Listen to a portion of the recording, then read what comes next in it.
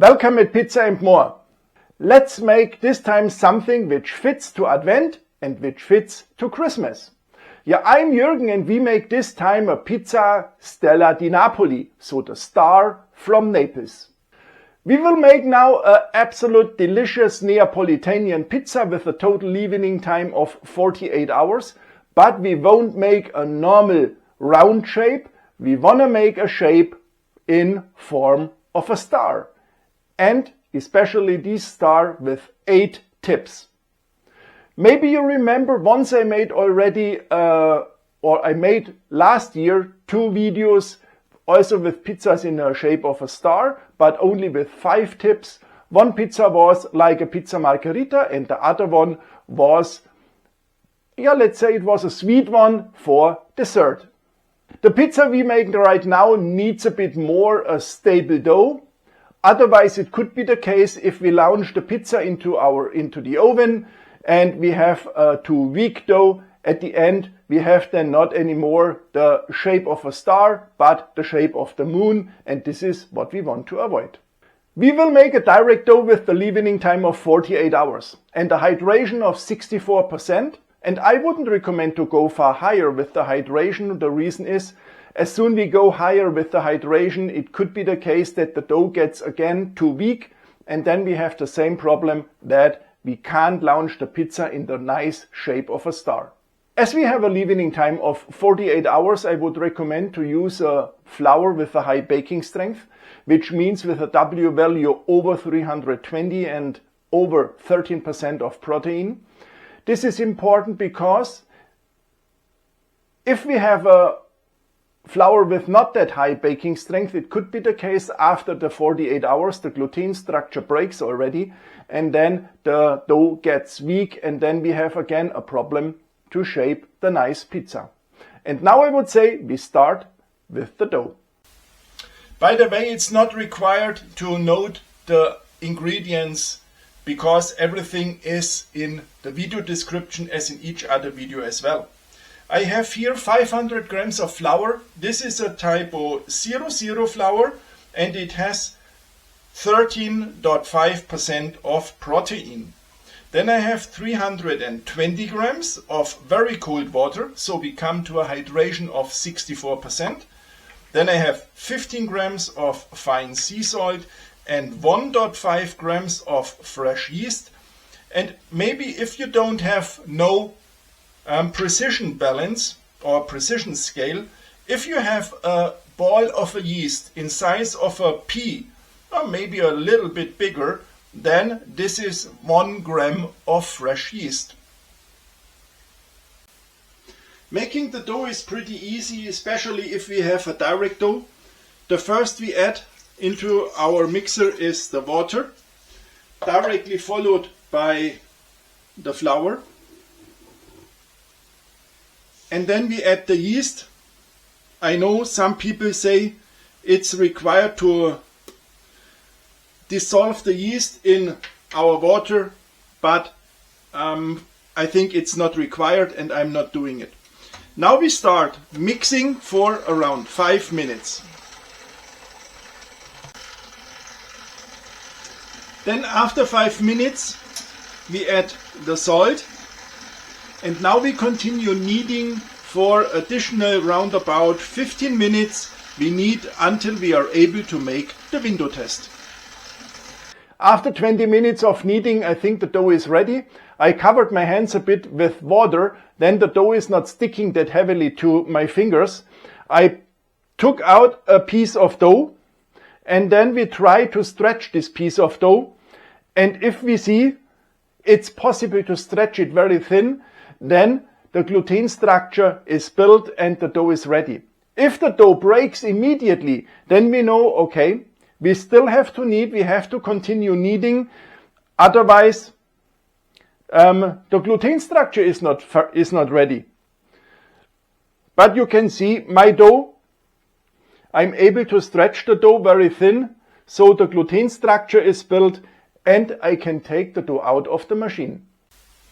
And as soon we have the dough in front of us, we have to shape a proper dough ball. Therefore, we make several times the so-called stretch and fold. we take the dough from the left and from the right, lift it, put it back onto the counter, stretch it and fold it over. And exactly this is what we do several times. And then we already can see how nice and strong the surface gets. And then we also can turn the dough ball several times, and we pull the dough. We don't roll the dough, because then you can see the not that nice side is on the top again. We go with the fingers under, and then we only pull the dough. And then we can see how the surface gets strengthened. Here we have already some air in the dough. And if we then have a nice shaped dough ball, we take a dough ball box or any other container. We take the dough, put it into the container. We close the lid to avoid that the dough dries out, and now we let the dough rest at room temperature for around 2 hours, and then we put it into the fridge for, let's say, 22 to 24 hours roundabout. After the half of the leavening time, so in my case now 24 hours, it's time to make the pizza balls. When you make your pizza balls, this is really absolutely up to you. It is not required that you make it exactly after 24 hours or exactly after 25 hours or 26 hours. This is really here, we are really very, very flexible. The only two things I definitely would recommend is, the first thing is, don't make the pizza balls directly after kneading. The reason is pretty easy, because after, let's say 12 hours or after some hours of leavening in the bulk fermentation, and you shape then the pizza balls, you bring new oxygen to the dough for the yeast. This is absolutely beneficial. And the other thing I would recommend, don't shape the dough balls too shortly before you have to or you want to make your pizza. Because if you shape the pizza balls too short before baking, the pizza balls have not anymore enough time to get relaxed, and then you could have maybe problems with shaping the pizza balls. So I would recommend 6 to 8 hours. This might be ideal. If you have, for example, mozzarella which is in liquid, then you could also remove the mozzarella right now out of the liquid, cut the mozzarella into slices and put it into a sieve so that the liquid can drain and we have no liquid on our pizza. Here you can see now how fantastic the dough looks like. This is the dough, how it came out directly off the fridge. So no room temperature for now.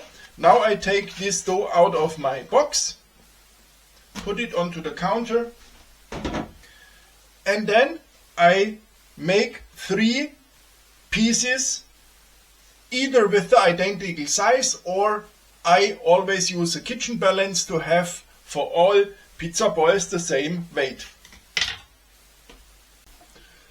Now my 3 pizza balls have exactly the same weight, and then we shape the pizza balls. Therefore, we have different methods to shape the pizza balls. I normally prefer this one. If you have big air bubbles, you directly can destroy them. I normally take the dough from all the sides and push it towards the bottom, towards the center, and then we can see how the surface of the dough gets strengthened. And then we close the bottom of the dough, and then we put the pizza ball back into the box. And then we have again to close the lid, and then we put the pizza balls directly back into the fridge, and round about 4 hours before baking we take them out of the fridge. As always, I have already prepared all the ingredients, all the toppings. The pizza oven is preheated to 420 degrees Celsius. Everything is well prepared, and now we are able to make our Pizza Stella di Napoli. And here you can see how fantastic these dough balls looks like. It's really absolutely great for Taking them out, I use really enough semolina, because if you don't use enough semolina, then you could maybe stress the dough, and as soon the dough balls are stressed, it's impossible to stretch them. So therefore, take a spatula and release the dough everywhere where it's attached, either to a different dough ball or even to the side of the box. Then you go with the spatula under, you lift the dough ball out, and then you put the dough ball into semolina. Now it's absolutely important to close the lid from the remaining dough balls, otherwise they will dry out. And now we flip this dough several times in semolina.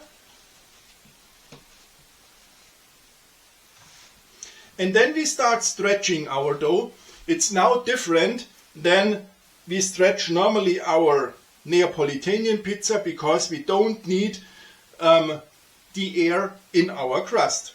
So therefore we stretch the pizza like we stretch normally a pizza, but at the end we make a flat crust. And now we have to start with the special shape of our Stella di Napoli pizza. Therefore we use a spatula, and roundabout we cut for roundabout 2 centimeters deep into the dough, and we make 4 pieces right now. 1, and the second cut, the third cut, the fourth, and then we do exactly the same, and we part each of those pieces into 2 pieces, so that we have at the end 8 pieces.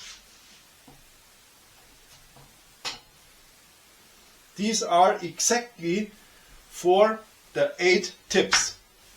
Then I have here, we could fill our tips with whatever we want. I have here some buffalo mozzarella minis.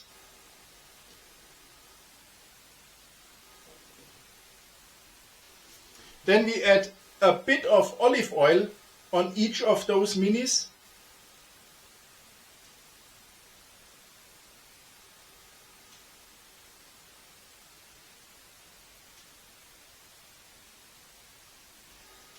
And then we also could add some fresh basil.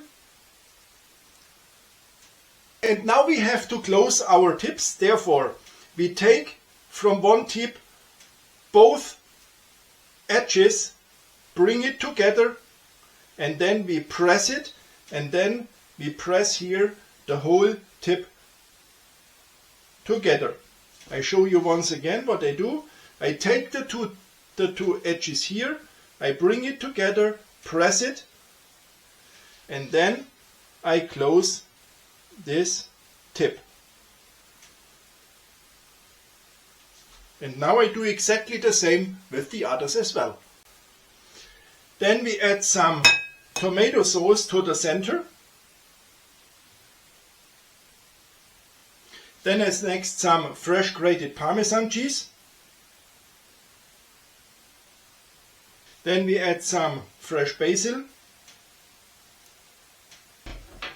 Then as next we add mozzarella fior di latte.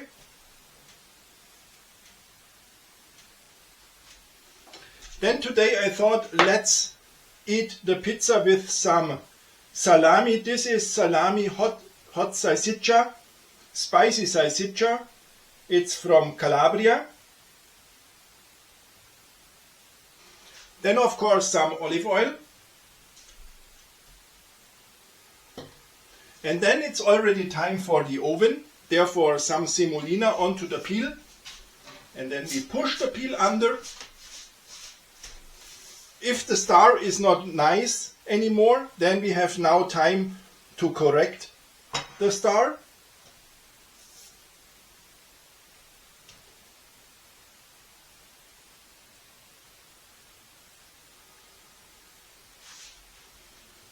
And then it goes into the oven.